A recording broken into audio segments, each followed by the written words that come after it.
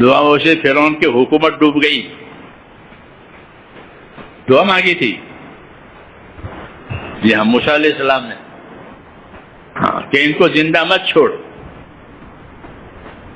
تو وہ ڈوب گئے، حکومت ڈوب گئی.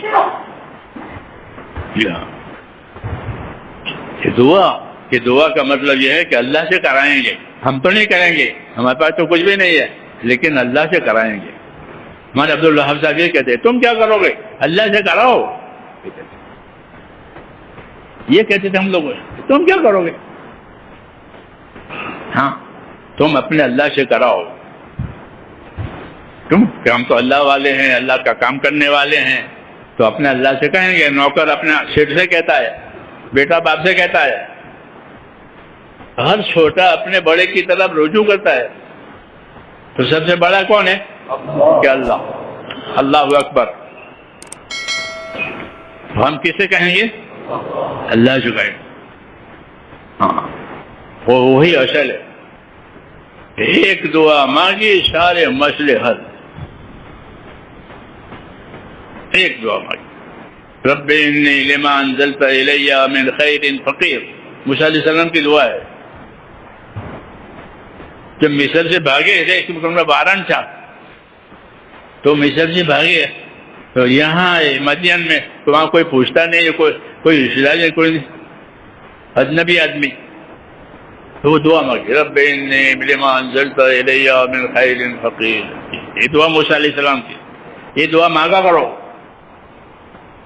نبیوں کی دعائیں اس لیے اتاری ہے امت کہ فلاں نبی نے یہ دعا مانگی تو ان کو یہ مل گیا، فلاں نبی نے یہ دعا مانگی ان کو یہ مل گیا. تو ہم کو نبیوں کی دعوت بھی ملی ہے، نبیوں کی دعائیں بھی ملی. اس لیے دعا سیکھا کرو. ہاں پہلے سیکھتے تھے، زمانے پیدل چلتے تھے، وہ دعائیں سیکھتی تھی.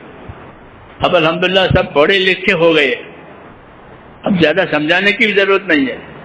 ہاں پابند ہونے کی ضرورت ہے. جی ہاں تو اپنی دعائیں مانگا کرو. نبی کی سب دعائیں وہ ہیں جو ان کو اللہ نے بتائی ہے. ہماری طرح ضرورت کی وجہ سے نہیں مانگا، اللہ نے ان کو بتائی ہے کہ اب یہ مانگو یہ مانگو یہ مانگو یہ مانگو. وہ دعا ملہم ہے، اللہ نے الہام کیا ہے، پھر وہ دعا ہمارے حصے میں آئی ہے جو اللہ نے نبی کو الہام کی تھی، دل میں ڈالی تھی. اس لیے اس کی قبولیت ضروری ہے. نبی کی دعا مانگی کہ قبول ہو جائے گی. ہاں اس لیے ابو بکر صدیق کو اللہم انی ظلمت نفسی ظلما کثیرا سکھایا نماز کے بعد. ہاں مغفرت کے لیے حضور نے کہا یہ دعا مانگو التحیات کے بعد. ہاں یہ بڑی دعا ہے، ابو بکر کو سکھائیے. حضور جانتے ہیں ابو بکر کا درجہ بھی جانتے ہیں کہ ان کو کیا سکھانا ہے. جی ہاں تو ان کو سکھائیے کہ التحیات کے بعد یہ مانگنا. سمجھ نہیں بات؟ تو دعائیں سکھائی ہے ہم کو.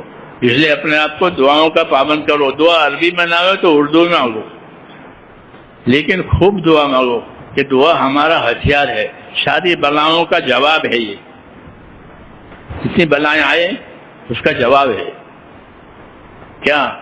دعا. کہ جو بلائیں آئے گی اور دعا اوپر جائے گی تو دعائیں جو بلاؤں کو نیچے نہیں آنے دے گی. یہ اصول ہے کہ اوپر سے دعا نیچے سے دعا آئی ہے تو بلا کو نیچے نہیں آنے دیتی.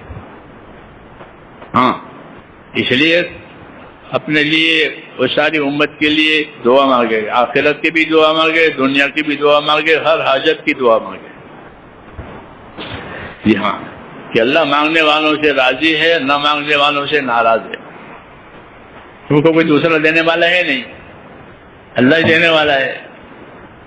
پھر بھی اسے نہ مانگے اس لیے ناراض ہے. اس لیے اپنے پر دعاؤں کے دروازے کھلواؤ. جس پر دعا کا دروازہ کھل گیا اس پر قبولیت کا دروازہ کھلے گا، اور جس پر دعا کا دروازہ بند ہوا تو قبولیت کا بھی بند ہو جائے گا. سمجھ میں نہیں بات؟ ہاں کہ جس پر دعا کا دروازہ کھلا اللہ اس کی جو قبولیت کا بھی کھلے گا. جی ہاں، اس لیے دعاؤں کے عادی بنے، تنہائیوں میں دعا مانگے اور اپنی تنہائیاں صحیح کریں۔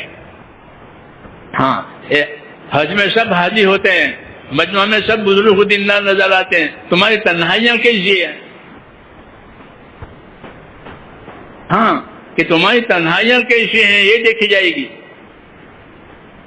سمجھ میں آئی نہیں بات؟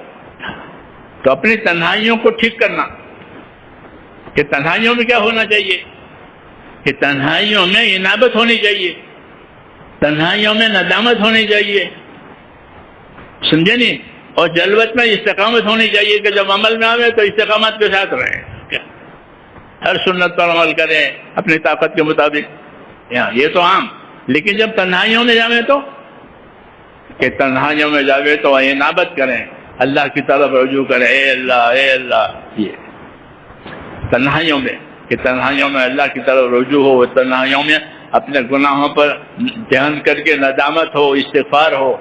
جی ہاں، یہ نیک بندوں کا طریقہ رہتا ہے کہ ہماری تنہائیاں بھی ٹھیک ہو جاوے، جیسے مجوں میں ہم ٹھیک نظر آتے ہیں ایسے تنہائیوں میں بھی ٹھیک رہا۔ تنہائیوں کی ایک منزل قبر ہے اور اجتماعیوں کی منزل حشر ہے، یہ دو منزلیں رکھی ہیں، کہ قبر میں تنہائی، کہ تنہائی انفرادی کیا کیا چیزیں ہوئی تھی وہ قبر میں ہوگی۔ قبر صندوق ہے آدمی کے عمل کا، جب یہ آتا ہے نا آپ ساتھ بخش ہوگا سفر میں، یہاں جب بخش کھولیں گے تو وہ چیز نکلے گی جو آپ نے رکھی ہے، القبر صندوق العمل، یہ قبر صندوق ہے، رکھی ہوئی چیز نکلتی ہے۔ ہاں، تو قبر میں جاتی ہے چیزیں، جب قبر کھولے گی تو اس کو ملے گی، یہ اس کی انفرادی۔ پھر اجتماعی کہ وہ حشر میں ہوگی۔ جی ہاں، حشر میں اجتماعی چیزیں، آپ کے وضو کا اثر آپ کے اوپر ہو، چہرہ چمک رہا ہے، ہاتھ پاؤں چمک رہے ہیں، کیوں وضو کر کے نماز پڑھتے تھے، یہ حشر میں آئے گا، کیونکہ وضو ایک اجتماعی چیزیں سب کرتے ہیں۔ جی ہاں، تو حشر اجتماعیت کو دکھاوے اور قبر انفرادیت کو دکھاوے، سمجھ نہیں نا بات؟ ہاں، اور دونوں جگہ کی ضرورت ہے۔ جی ہاں، کہ قبر کے عذاب سے حضور صلی اللہ علیہ وسلم پناہ مانگتے تھے، قبر کے عذاب سے پناہ مانگتے تھے، اللہم انی اعوذ بک من عذاب جہنم واعوذ بک من عذاب القبر۔ جی ہاں، پناہ مانگتے تھے اس سے، کیونکہ یہ بہت سخت ہے، اللہ حفاظت فرمائے ہم سب کی۔ بسم اللہ الرحمن الرحیم،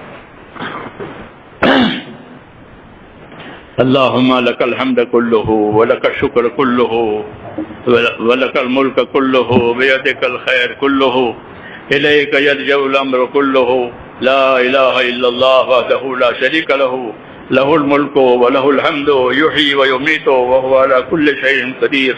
اللہم انت احق من ذکر وحق من عبد وانصر من ابتغی وارأف من ملک واجود من سئل واوسع من عطا۔